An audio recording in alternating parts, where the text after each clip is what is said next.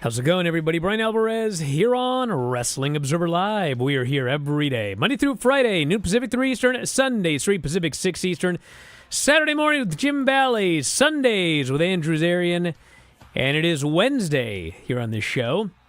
You know what that means? We've got a lot to talk about here today.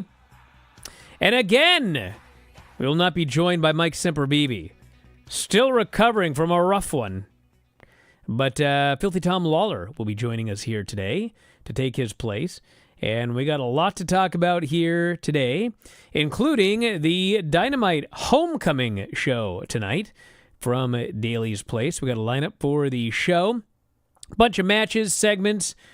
Guess we'll see what else they do since it is the Homecoming show. Also talk about the SmackDown show Friday. And we've talked about it, but haven't given the lineup. TNA Hard to Kill is Saturday, as is New Japan Battle in the Valley. So it's too much for any one individual to watch. You'll have to pick and choose. But we'll tell you what's coming up this weekend, because there's also Collision, SmackDown, Rampage, etc., etc.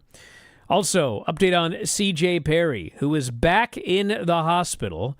So best wishes to her. We got new hires for both WWE and AEW.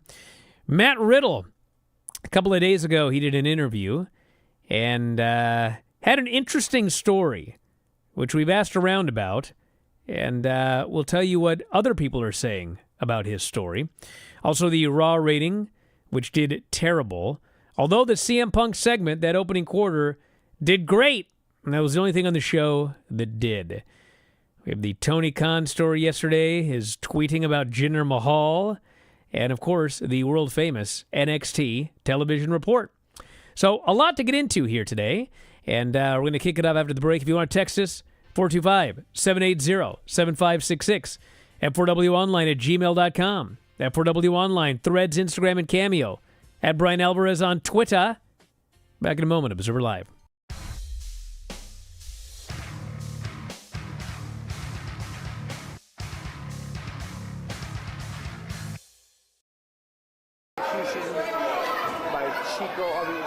The twins, yeah.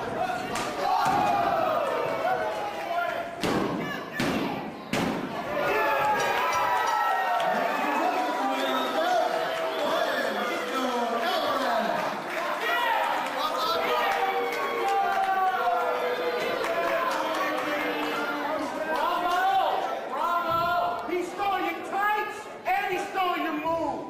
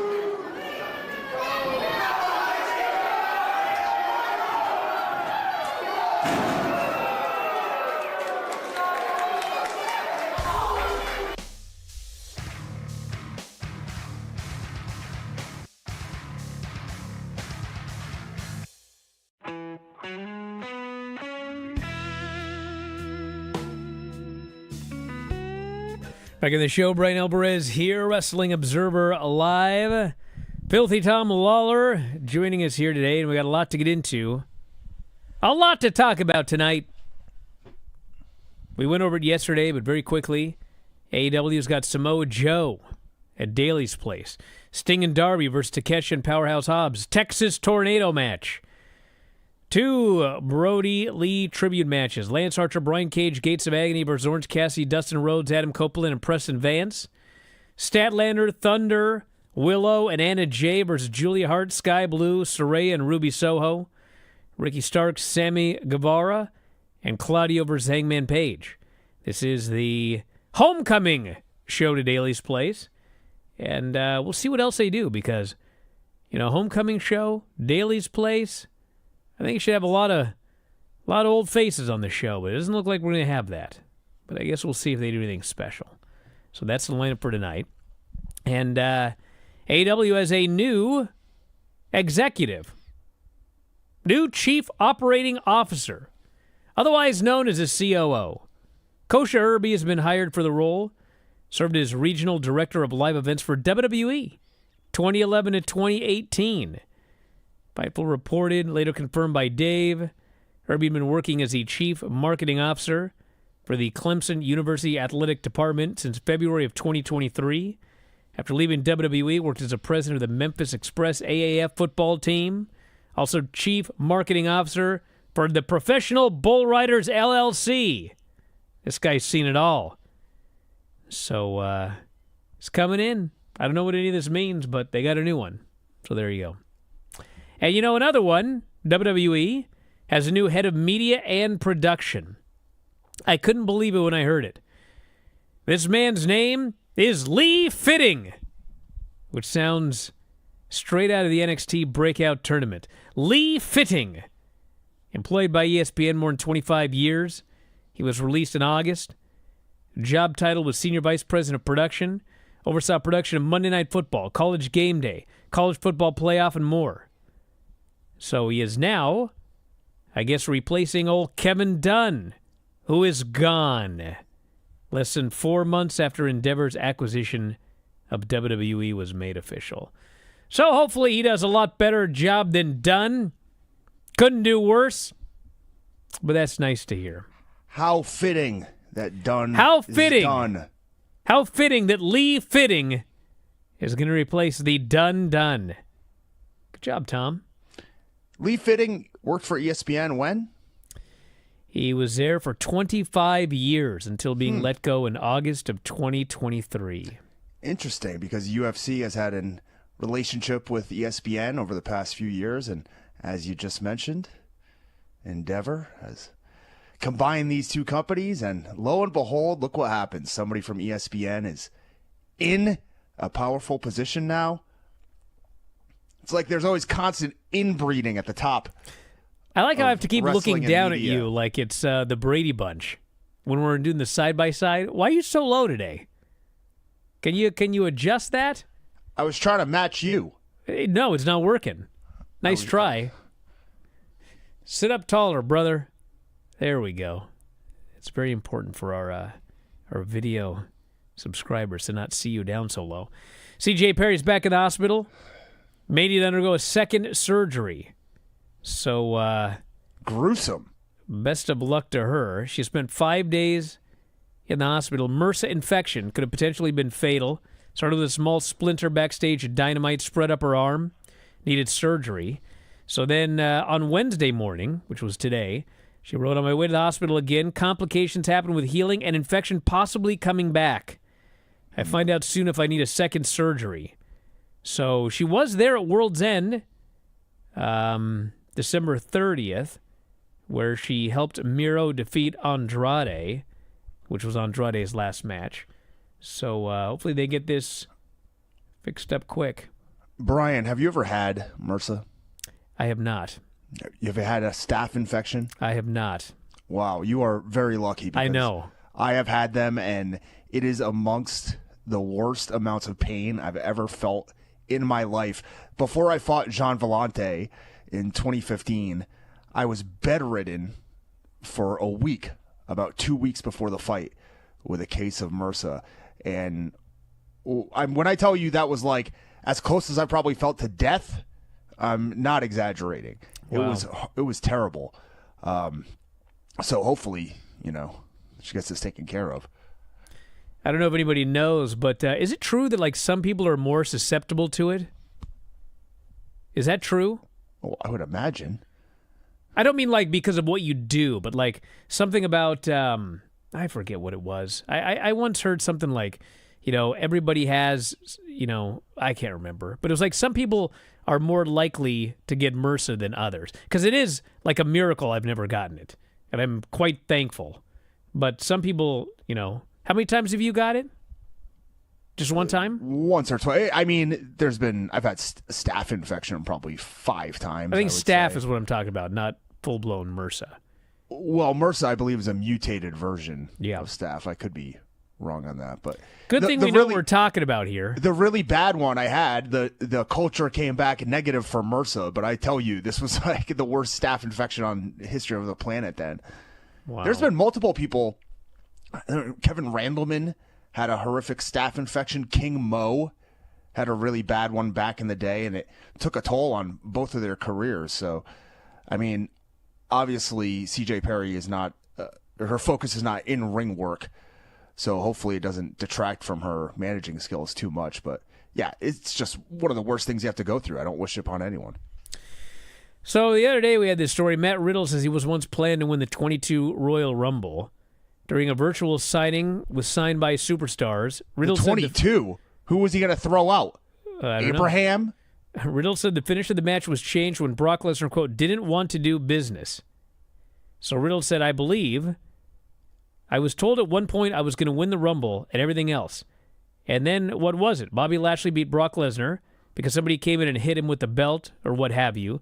Then Brock came in, didn't want to do business with everybody, said he was winning the Rumble, and then he won. None of the producers, nobody stood up to him, and they let him do it. I didn't either. And that's the story. And we'll talk more about this with Dave tonight, but from asking around, it does not appear that story is true. Now, Riddle may believe it's true, but it doesn't appear that that story is actually true. So there you go. CM Punk advertised Raw did not overcome the college football national championship game on Monday. I mean, has it ever? So, Michigan versus Washington drew the second largest number for a cable show in the last 11 months. 25.05 million viewers. 24.2 million on ESPN. 598,000 ESPN2, 150,000 on ESPNU, 30,000 on ESPN Deportes, up 45% from last year's championship game. Back when everyone wasn't watching TV anymore, they only streamed. Well, Brian, there's big controversy surrounding this year's game with who was invited into the playoff system, so I'm not surprised. There's been more hullabaloo about this game than there has been over the past few years that I remember. So. What's the 18-49? I don't have it here. But Raw did 1.46 million and a 0.44 in 18-49. And, CM Punk's segment when he opened up the show did a giant number. He did 1.76 million and a 0.52. And then he left and the show fell.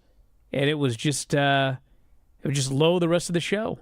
1.54 million, 1.49 million, 1.37 million were the hours. And it was not lead-in. That's what the number did. And, as Dave noted last week as well, Dynamite also had a huge opening quarter, and that wasn't the lead-in terms of 18-49. They actually grew tremendously for that first quarter, and then it fell. So, happened on both shows this week. Raw and AEW. When we come back, Tony was tweeting yesterday. Wrestling Observer Live.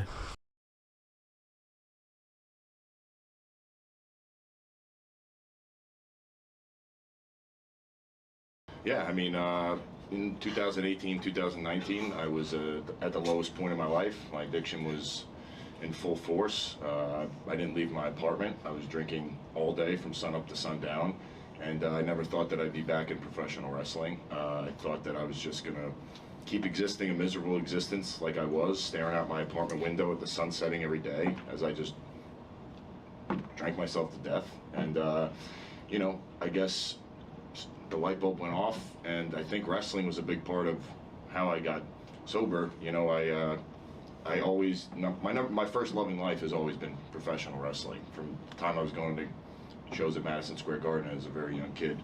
And, you know, there came a moment where I actually believed if I got back on track, I could make it back into the world of professional wrestling and make it to the top of the world of professional wrestling. And I really believe that in my heart. I know a lot of people, they say things like, I believe I'm going to be the man, or I believe I'm going to be the world champion, but you could tell when you look in their eyes, they don't actually believe it.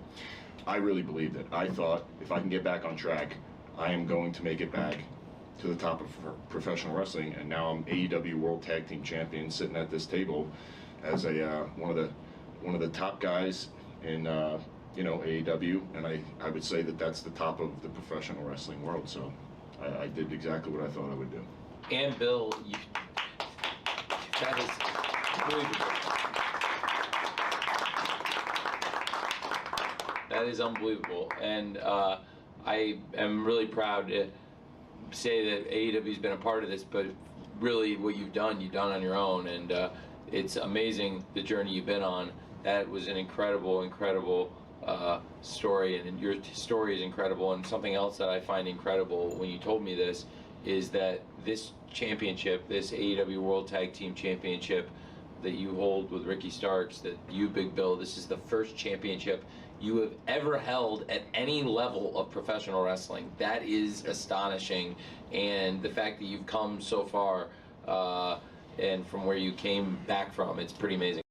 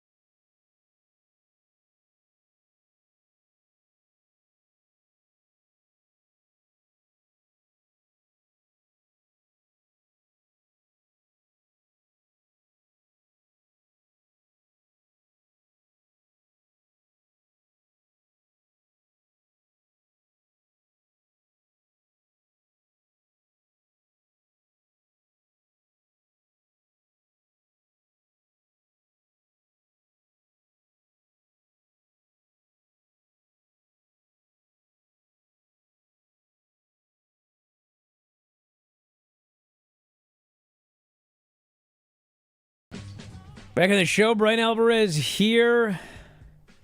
Wrestling Observer Live. Filthy Tom is joining us. Did you follow all this madness yesterday on Twitter? Of course I did. You did? Bryan. Yeah, our main man, Jinder. He cannot be hindered, brother. He sounds like he got hindered yesterday. A little bit. No? All right, so here's the story. And this whole thing is just, I don't know what's going on.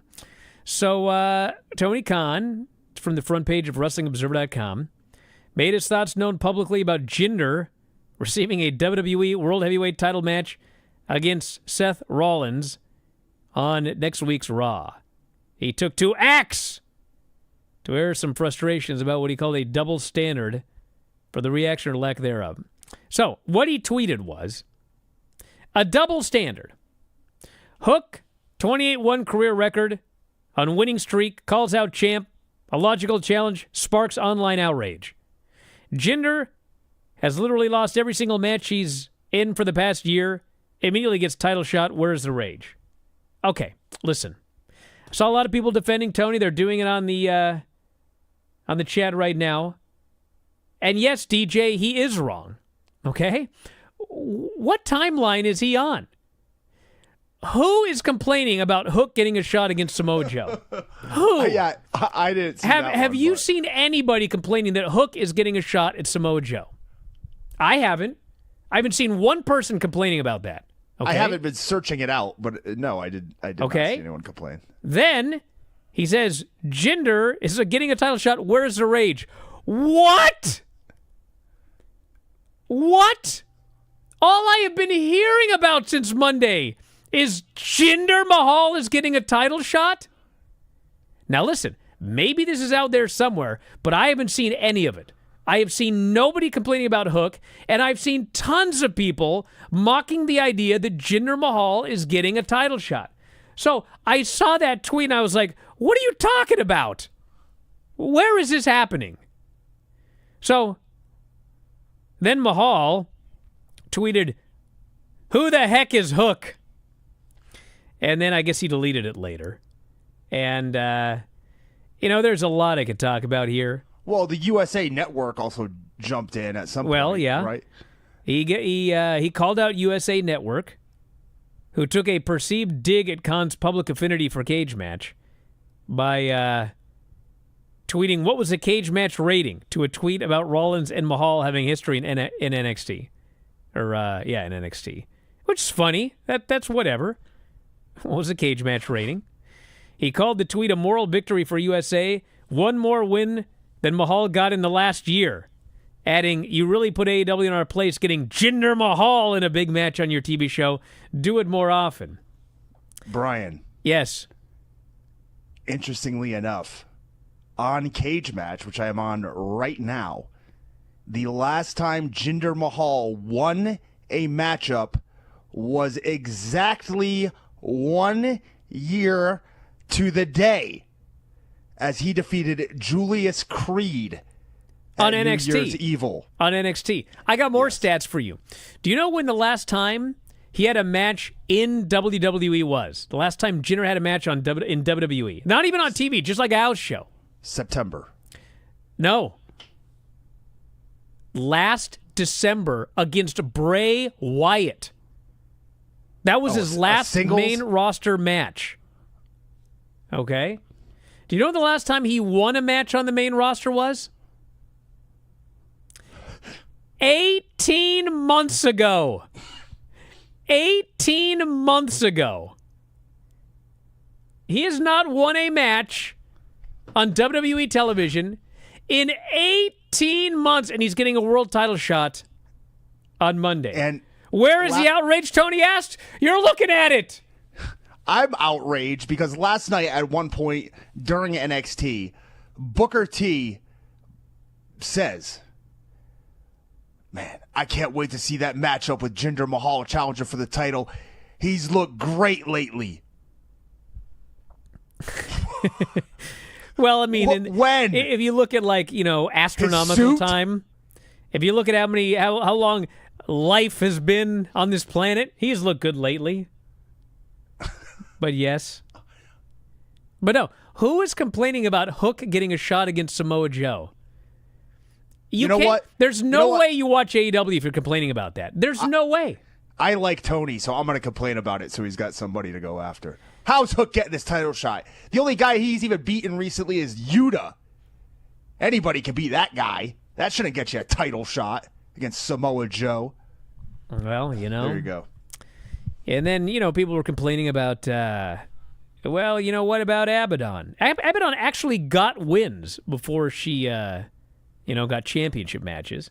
I mean, she vanished forever and came back to win number one contenders matches, but she did win number one contenders matches before she got title shots. Not Jinder. But, here's the thing. Yeah, I got a lot of tweets. Yes, it was the exact same thing as last time. Got a lot of tweets from people in AEW. They were like, why is he doing this on Twitter? This is embarrassing. That's what they said. They said it last time too. I'm sure he's aware of it. But, he sees this as, look at all the engagement I get for these tweets, and then I can tweet out some matches and some promotion for Wednesday and, to help boost the rating. That's why he does it. There's also the WWE side. Here's the thing with Jinder. You think Jinder doesn't know who Hook is? He does, okay? He knows who Hook is. He knows who Taz is. You know, Taz, I think on one of Taz's radio shows a few years ago, he put over Jinder. And, you know, it was funny. It's like I had people yesterday that after this went down, they started defending Jinder. They were like, yeah, you know, he'll have a good match with the guy. He's a solid guy. He's not going to mess anything up or whatever. But WWE loves when their talent trolls Tony on Twitter. And so, you know, everybody's just going back and forth. The point of all of this is if you didn't like it, it's going to happen more. If you didn't like it, it's going to happen more. There's, you know, Tony thinks there's a method to his madness. Other people don't see the method, but he has one. And that's just the way it is. But I still have absolutely no idea who is not outraged about Jinder and who is outraged about Hook. I have seen zero of this. Maybe is this a dark Twitter? Is there a dark Twitter that I don't go on? It's the deep holes of X. The deep holes of X. Huh. After I read that exchange between all the parties, I, at home, gave it a well-deserved "This is awesome" chant. You have nothing better to do with your life. Then troll? It is Jinder. And I think Bischoff said something stupid, too, but I'm not sure where it is here. I'll tell you what, Bischoff recommended I go to Michael's Steakhouse at the South Point in Las Vegas, and somebody else told me that yesterday, so I might trust this guy. Oh, and then we had Corey Graves tweeting Jinder rules, and then Dax tweeted Hook rules, and then Bischoff tweeted a clown emoji or something. How ironic. Eric Bischoff and a clown emoji. Oh, well. I think Tony got a reading is your friend in as well, if I recall correctly, on Eric Bischoff. Because one thing we think we can all agree on is that Eric Bischoff is an idiot, right? Okay. Any other news? From me? Yeah. No, not really. Well, you said it was a big day. It was. I went over all of it. Well, I thought maybe I might spend more time on certain things, but it didn't happen. You don't think we're getting a big return tonight? I heard the report the Young Bucks. Oh, really? In Daly's place. Well, you know, it is homecoming. Yeah. Yep. So I think the Young Bucks should be there. Didn't Eddie Kingston request some sort of challenger? I don't know. Wouldn't this be his chance to actually, I think, defeat the standing New Japan Strong defense record? Oh, really? How many times did you defend it? I believe 10. Well, how could he be at 10? Really? Yeah. Wow. Well, because he probably beat Rocky Romero 6 times. Wow. So. Yeah, I think that for a homecoming show, we should have some, 2019, 2020 faces there. I don't know if we will or not, but I guess we'll find out. Big Swole. I don't know if we'll see Big Swole there. It's possible, I guess. But I'm not sure about that one. All right, let's see what else we have got here. I'd like to see a big return from Pac. Wow, apparently WWE told Jinder to take his tweet down. That's the word. How about that? Interesting. Did you watch NXT last night, by the way? Of course I did. Oh, interesting. You know, we've got the Lance Storm show coming up at 2. And he says to me, what do you want me to watch, Raw or NXT? And I said, well, of late, I think that Raw would probably be the better show. And so he goes, it's also the longer show. So he chose NXT. So we're going to get Lance's thoughts on NXT. And I wonder if he even noticed the absolute silliest thing about NXT, which kicked off the show. Did you notice? You didn't notice, did you? All right. Well, we'll do the world-famous NXT report when we come back from the break. Lots to talk about there. And then at the end, we'll get some final plugs from old Filthy Tom because he's got a big show coming up this weekend. New Japan Battle in the Valley. Going head-to-head with that TNA return, Alex Shelley versus Moose for the new TNA World Title belt. Trinity versus Jordan Grace for the Knockouts title. And Chris Sabin, Kushida, and El Hijo del Vikingo in a three-way. Lots of big stuff. Back in a moment with more Observer Live.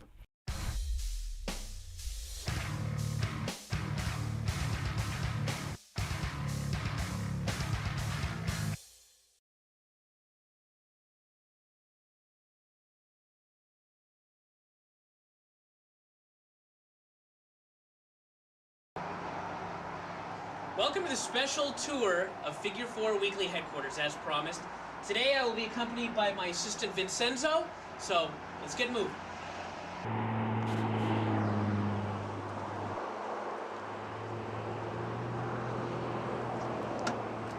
Hey, don't worry about it. Today's a special day, I'll drive.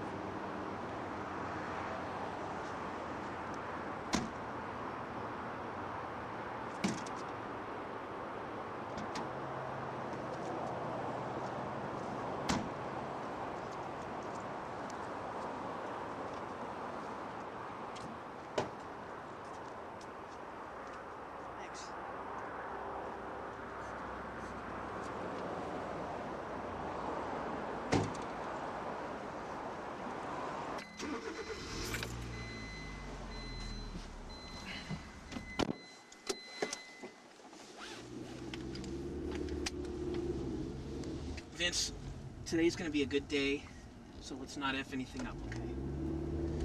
Now, I'd like to tell everybody, I just want to give a short speech on the way to the compound here today, and that is that we are going through very tough economic times right now. Right, Vince? It's a time of stock market crashing, the yen is devalued, a time of woe and want. And many of you watching this right now, for all I know, are unemployed. But the good thing is, and I always like to look on the bright side, as Vince is well aware, the good news is that for every dark cloud, there is a silver lining. And the silver lining is that Figure 4 Weekly is doing great. It's a huge success right now. Subscriptions are up, quality is down, profit margins are skyrocketing, things are going very well. So, the one thing is that I don't want to make it seem like money is everything, because money cannot buy happiness, but what it can buy is enormous houses, and that makes me happy. So, we will be going to see my enormous house, the Figure 4 Weekly compound, and that's where we're heading right now.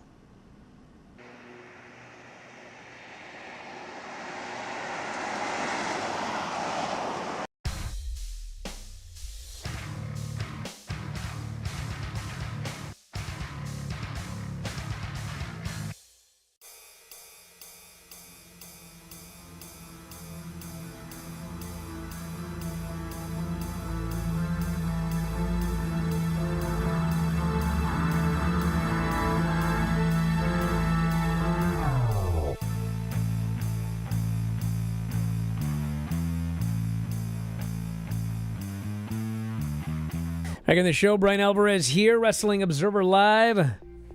Billy Tom Lawler. So NXT opens up with a brawl in the parking lot. Oh. Nikita Lyons shows up. No, I know where you're going. Okay. Go ahead. It's ridiculous.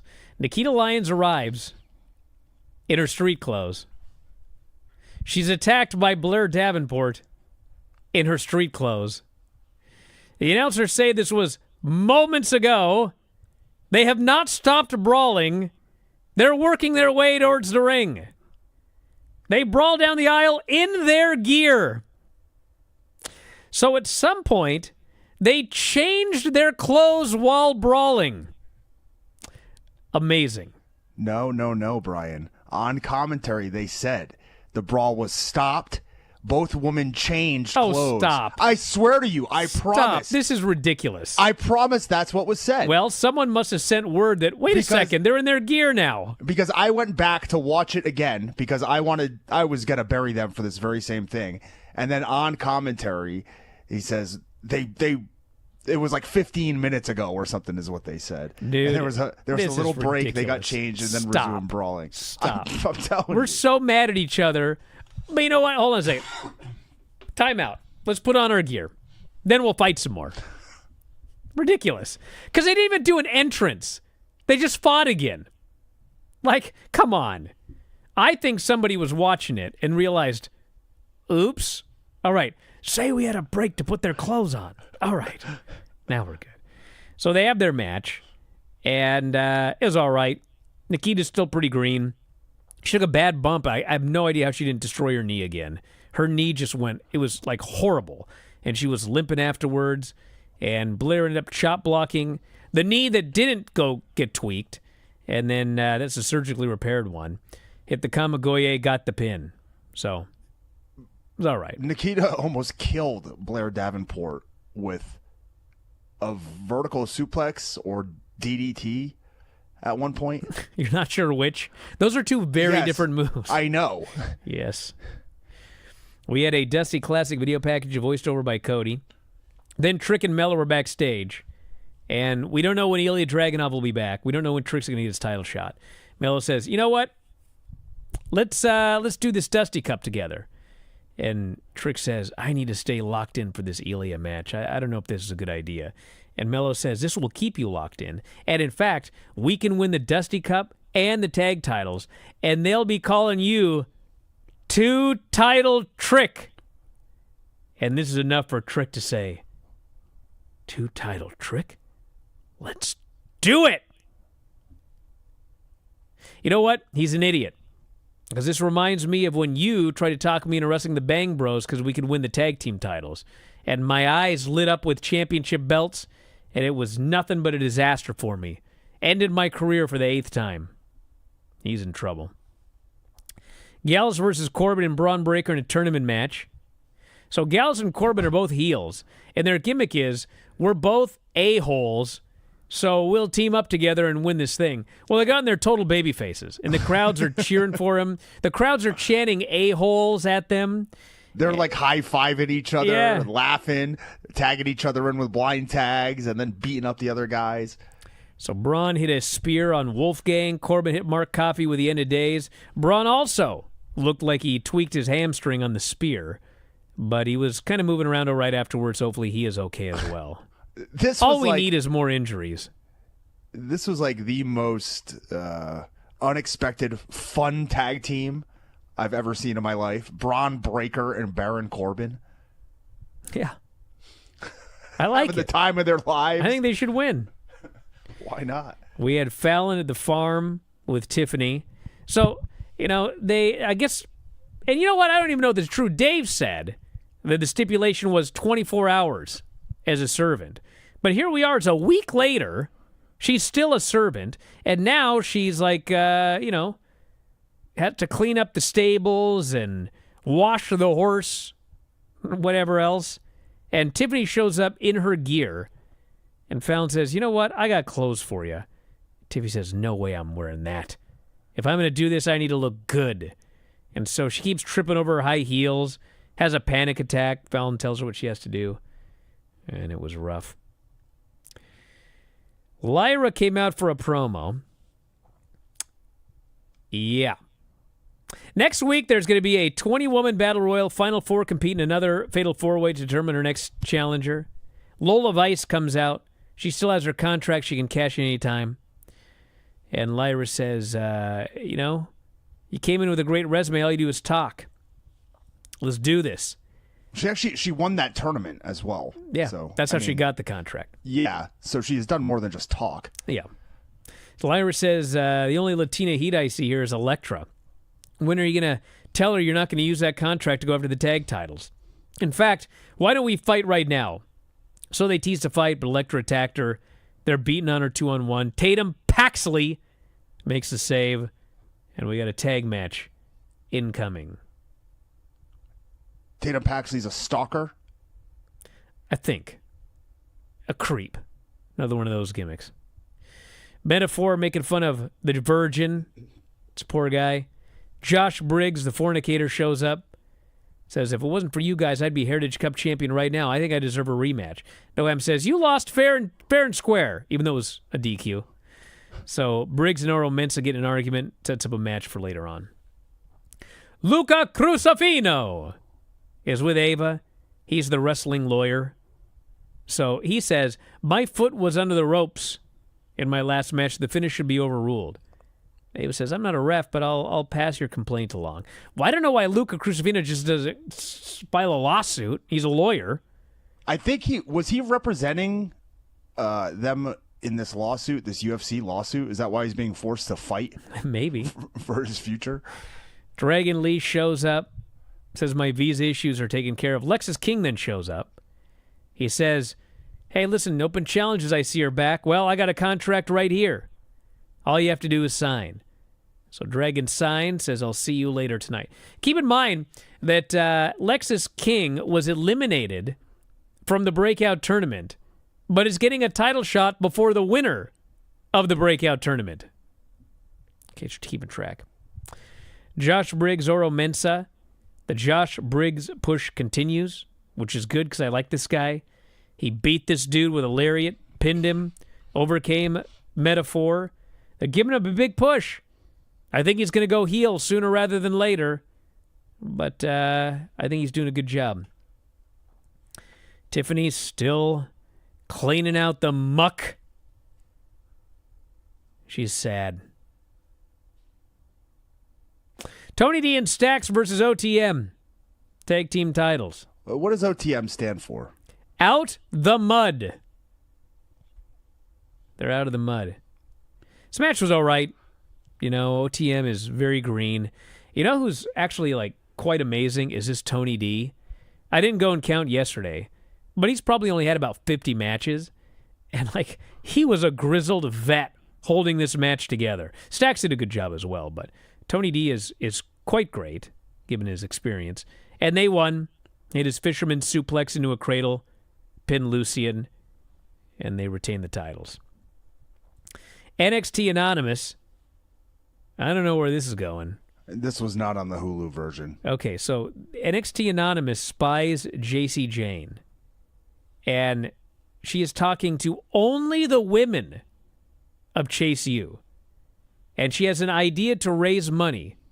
And she says, you women need to do exactly what I tell you to do. I'm like, what's this plan? So we'll see what it ends up being. Calendar, car wash. They tried the car wash. They raised no money. They need hundreds of thousands of dollars. Then we had Oba Femi doing a promo. For what? What do they need this money for? You don't know what's going on? Sorry. Chase U is in financial ruin because Andre Chase gambled all the money away, and he owes hundreds of thousands of dollars. And they either get the money back or Chase U just goes out of business. So, JC trying to find a way to raise money. I think they should just sell to Kiana James and she can have that land. Just be done with it. Anyway, Oba Femi's doing his promo. Lexus King shows up. And he says, you know, Oba, I see you as a future NXT champion, and I'm a future North American champion. And he leaves. And Oba says, is that the main event tonight? And he's told yes. And he looks at his own contract. Gallus backstage. Set up a match with Ridge Holland for down the road. Gigi and Cora Jade. I don't know, man. It's just there. Cora DDT'd her. Not for me. It was not on Hulu. Really? Yeah, you missed very little, actually. Just kind of there. OTM was unhappy, and they ran into someone outside named Miss Parker. She said, you guys need to open your minds. You're better than that. And I'm the missing piece of this puzzle. Miss Parker. I think Jada Parker is her name. Hank and Tank versus Axiom and Nathan Frazier. This is another one. I mean, Axiom and Nathan Frazier are awesome. But Tank Ledger has had 21 matches in his life. And he is way better than he has any right to be. Hank is all right, but Tank is very good. The crowd got behind them. Yeah. Too. Yep. I was not ready for that. especially against Axiom and Nathan Frazier. But Frazier hit the 450 and got the pin. Tiffany slips, falls into a trough of water. She's all sad. When this was over, I thought, I kind of feel sorry for old Tiffany. And I think that Fallon kind of likes her after this. I think they're going to end up a tag team. That's my prediction. Just like Ryan and Cumberland. They're going to team up and win those tag team titles. Edris and Malik do a promo. And I got to say, I got to put them over. I hated the show last week because they did 8 non-wrestling segments in a row featuring 500 people, and they identified none of them. And I couldn't even remember. I paused the show to remember Edris and Malik. Well, this week, they said they made sure to at least verbally say everybody's name in every segment. They put up graphics for nearly everybody. It was miles easier to follow along. And Lance, he'll talk about it later, but he said the same thing. He goes, quite thankful for all of the graphics and all of the, letting us know who everybody is. And they didn't have 8 straight non-wrestling segments. So it was a vast improvement over last week. it's good to get a jump on that now before the move to CW, when you hopefully have even more people who they're don't going to have know to. the characters. They better figure this out now before CW, because they have to do this on every single show when they're on network. Then we had Lexus. Oh, by the way, that there's a new woman that showed up. She's got a fitness gimmick. I forget her name, but she's a total ripoff of Thea Hale on the same show that Thea Hale is on. That was weird. Then Lexus King versus Dragon Lee. Dragon Lee beat him. It's kind of a short match, Destino. More of a setup for the angle afterwards, which was Oba Femi hitting ringside. He cashes in. Vic says, there's no way Dragon's ready for this guy, as Dragon is running wild on him. But then Oba catches him. He throws him a mile away with his released back suplex. Tries a charge, gets super kicked, but eats a tornado DDT. But then catches Dragon on the Destino. Hits the press powerbomb, pins him. Oba Femi, the new North American champion. Back in a moment with more Observer Live. Jacob, I do want to ask you, because we're talking about pro wrestling, and one of the best pro wrestling storylines that has been going on, like the last year and a half. You know where I'm going? It's the Bloodline. I want to get your thoughts on what Roman Reigns is doing, the Usos, Solo, you name it. Man, they've been in there putting in work.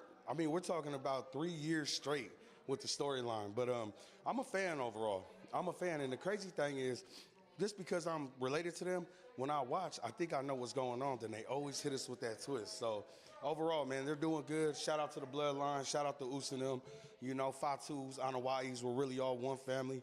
But I'm excited. I'm a fan. At the end of the day, I'm like this, though, watching, barbecuing at my house. So it's real good to see, real good to see. So I'm curious, do you think we're ever going to see Jacob Fatu creep up in that storyline? You think it's happening? In due time. In due time. I mean, it could be there. It could be anywhere. It could be anywhere. But in due time, man, like I said, leave it in God's hands. And if it happens, it happens. If it don't, I'll still be watching them like this. You know what I'm saying? So overall, very, very proud of my family. Very proud of Solo, what he's done. Very proud of the twins. Very proud of Roman. Just very proud of my family, period. You know, that's it, mate. What's been your favorite moment for them, whether it be for Roman Reigns, whether it be for the Usos, for Solo? It was WrestleMania, Saturday and Sunday, to see their main event. You know, when I seen Solo walk out with Roman, like, getting goosebumps, like, just tears in my eyes, man, just seeing the main event. That was the highlight, like, for me, seeing them. Not only that, it happened in California, in L.A., so it was good, man. It was real good. I'm about to cry right now, talking about them right now. But shout out to the boys, though, Us. Is it easy to stay in touch, obviously being like a big family? Like, are you guys make sure you're on the road, they're on the road? Absolutely, yeah. Like, you know, they'll tap in, tell me, like, the do's, the don'ts, you know. But we've always been close, way before wrestling, you know. They was shooting me with a paint gun back in the day, you know. But overall, yeah, man, like, we're really family-orientated. We really are. So shout out to Trent, too, Sister Trent over there at TNA. So, yeah, man, we're very family-orientated, and there's a reason why the Samoan dynasty has lasted like this, because we really tap in and we function with each other, you know. So, and shout out to all 7 of my kids out there and my beautiful wife. I wrestled with the ring on today. Just trying to throw it out. Trying to get some brownie points right now. You know, so. I was going to say 7 kids. What is that like, man? It's a life changer. Keeps me on my toes. That's probably why I'm so light in the ring. You know, so. But overall, man, no, it's been good. It's really been good, and I couldn't be no happier. You know. Oh my God, I love it. Jacob Fatu, I gotta tell you, I've appreciated chatting with you. You're like the coolest dude. I've been waiting for this interview, so thank you so much. I appreciate you, and we'll catch you guys on the next one. Hello.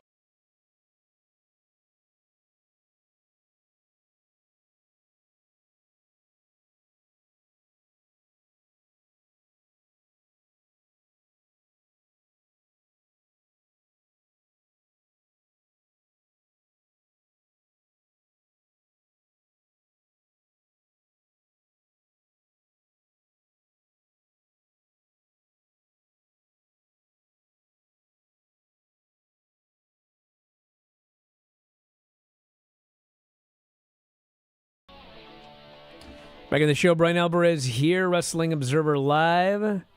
Filthy Tom Lawler here. So Tank actually has had 20... I'm sorry about that. 26 and 21. Tank's actually had 47 matches. Obafemi has had 22, and he is the North American champion. So that's where we're at here. Here for a good time, not a long time. Yeah. All right. Well, what do you got coming up this weekend? Oh, boy. I've got New Japan Pro Wrestling Battle in the Valley in San Jose. Also on Fight or Triller TV provided by Fight. If you cannot be there, it'll be myself, Hoyce Isaacs, Superman's dad, Jorel Nelson, collectively known as Team Filthy, putting a beating on the BCC's Shota Umino, Jacob Fatu, and old Fred Rosser once again. Going to get stomped. Well, that's coming up this weekend, everybody. It's a very busy weekend. We're going to talk more about it tomorrow. We got shows. We'll talk Dynamite, and also we got SmackDown, Collision, Battle of the Belt, Rampage, TNA, New Japan, Battle in the Valley. There's a lot to get into coming up this weekend, so we'll tell you all about that. And tomorrow on the program, Francine will be joining us. That's right. We got a guest on the show. Yeah, it's going to be a lot of fun. So maybe I'll get Lance to co-host that. I should ask him. I wonder if that'd be fun. But anyway, we got a lot to get into tomorrow. Probably not. He'll be on the show in about an hour. And that's it, everybody. Thanks, Tom. Thanks, Mike. Callers and listeners over the studio. Talk to you next time, Wrestling Observer Live.